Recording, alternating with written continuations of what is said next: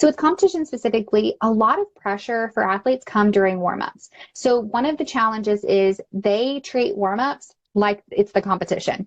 They are so stressed because they think if something falls, it means that they're going to fall in competition. Or if something doesn't feel exactly right, like the floor is a little bit bouncier than usual, or you feel like you have too much power or not enough power, you overcorrect and overadjust. And then it causes you to be nervous because you're worried that something bad is going to happen in the routine.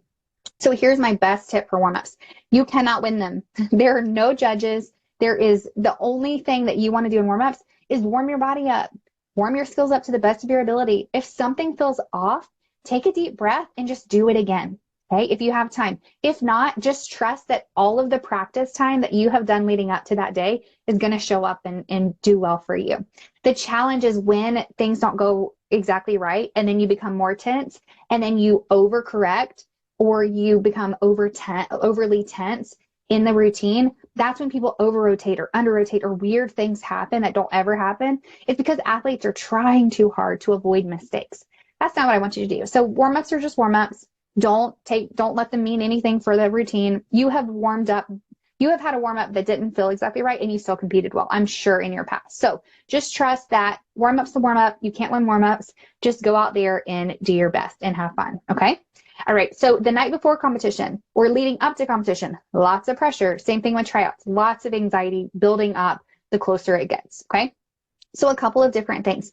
Number one, if you're stressing about a date, like a competition or a tryout, and you are using that to try to motivate you to get skills, don't do that. Okay. A lot of times for athletes, it just feels like this ticking time bomb and it adds to the pressure. It's not actually helpful. So, and this goes for parents too. I know sometimes it's like, well, trials are coming up. You need to get this. Like you're trying to be helpful and encouraging, but it really just adds pressure. It's not helpful. The only reason it's helpful is if you use that date as a goal and you can work backwards and decide, okay, if it's a month away, then in the first week, here's what we're going to work on. And then we're going to work on this, right? So if you're using it for strategy purposes, then it can be helpful, but that's not usually what happens. That's what we do for our athletes. But just in general conversation, that's not the point. It's to kind of like you have to get this now, right? It's time. That's not going to be helpful. It's going to feed into that fuel and it's actually going to make things worse. Okay.